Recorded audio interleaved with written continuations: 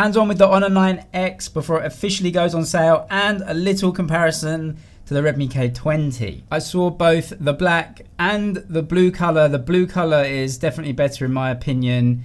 You just get a little more out of it. Although I'm really looking forward to that red color as well. This is the Honor 9X, not the Pro version. The Pro version is coming a little later than the non-Pro version. So the Honor 9X gets a dual camera. You get a main sensor and then a depth sensor. And the Pro version adds an ultra-wide camera on there. For the starting price of the 9X non-Pro variant, it is fairly unusual to get 2 or more imaging units back there. So you'll have to pay up for the Pro version if you want that extra functionality. So I know something that both myself and you guys have said in the comments is that this has an LCD screen, which might put some of you off buying it. I personally always tend to prefer OLED screens, but I've got to be honest, there was actually less difference than I thought, especially when I compared it to the other two phones, which you'll see in a minute. It's a big device with a bigger screen than most phones. 6.6 inches is the screen.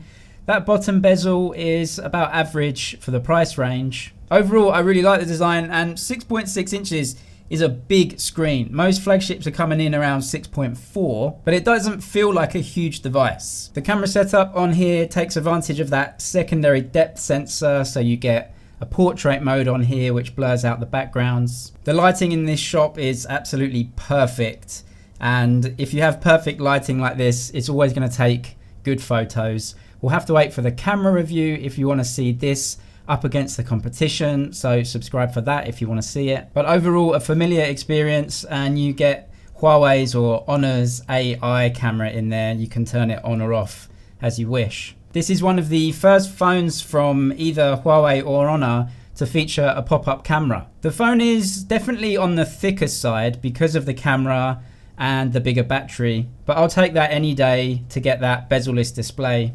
Not the slowest or the quickest pop-up camera that I've experienced. So let's get to the fingerprint unlocking method, which is on the side here. These things are usually super fast, even quicker than under-screen fingerprint sensors because of obviously the different technology. If you're worried about that being in an awkward position, actually it's really comfortable and convenient. Even though this is a big phone, it's on the bigger side, that button sits exactly where you want to put your thumb when you're holding the phone. Side-mounted fingerprint sensors aren't the most popular type of design, but I think overall it's probably a better option than having it on the back there. Just quickly put up against the P30 Pro, the current flagship phone from Huawei.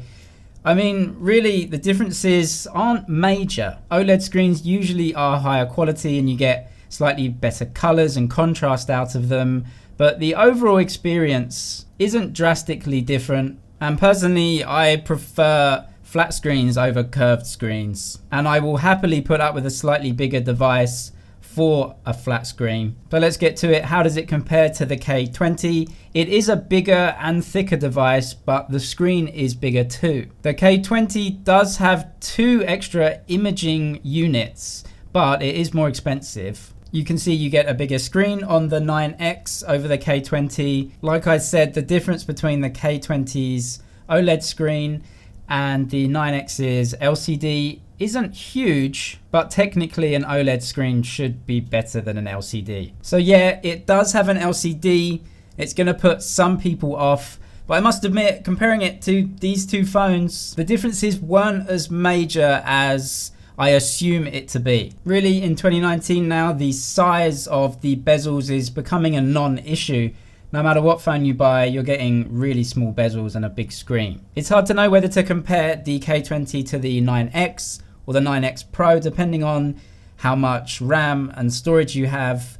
Both of the phones cross over into about the same price bracket. Whilst the K20 gives a lot on the specs sheet, it's not just about that. Huawei always put together phones that are just good packages. For example, how's the Wi-Fi quality, how's the call quality, how's the audio quality out of the phone. Not long to wait now until we can know which one comes out on top.